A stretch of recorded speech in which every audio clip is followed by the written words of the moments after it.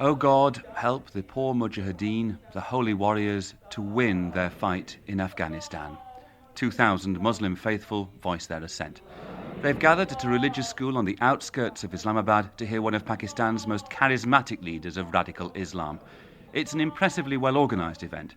Everyone's frisked as they enter. I was searched to make sure I wasn't carrying a camera. Canopies have been set up to shelter the crowd from the midday sun. The public address system would put most government-organised events to shame. The speaker is Professor Hafiz Saeed, the Amir or leader of Lashkar-e-Taiba, one of the most formidable of Pakistan's armed Islamic groups. It sent hundreds of Pakistanis to fight what it calls a jihad or holy war against Indian forces in Kashmir.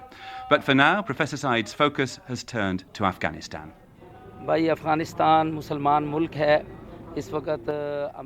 Brother, America is terrorizing Afghanistan. It's being cruel to that country, and that no Muslim can tolerate.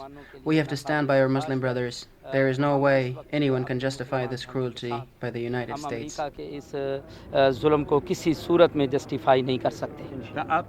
I asked him in Urdu if he was also with Osama bin Laden. We Muslims are all one. The US is using Osama as an excuse. Their real target is the people of Afghanistan. They have started a long war against Afghanistan. It's not a question of Osama. This is a conflict against Islam led by America. If the US is fighting against Islam, God willing, we will fight for Islam against America.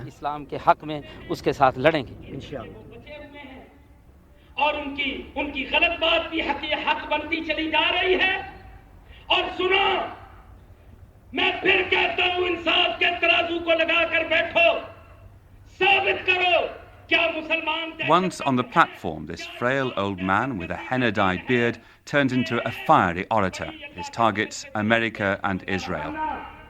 I've been asked to sit not in the main body of this meeting, but out in the open behind the speakers. But I can see from where I'm sitting the professor in full flow. Just behind him, a man in full camouflage uniform, military uniform, and I can tell that the banner that's providing a backdrop to the platform has a submachine gun as its main emblem, and you can tell from the language that the professor is using, the references to jihad, to Islamic holy war, that his message is, to say the least, uncompromising. There is some sophistication in this message. Two other Pakistan-based Kashmiri militant groups have in effect been closed down because they're seen by the Americans as too close to the Taliban. Lashkar-e-Taiba is determined to avoid that fate. He's saying, don't go out on the streets, don't demonstrate. That's what they want you to do. Get ready for war. That's what you have to do.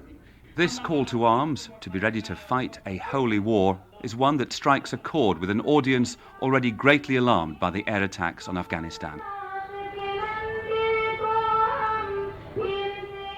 I think Afghanistan is really a Muslim state.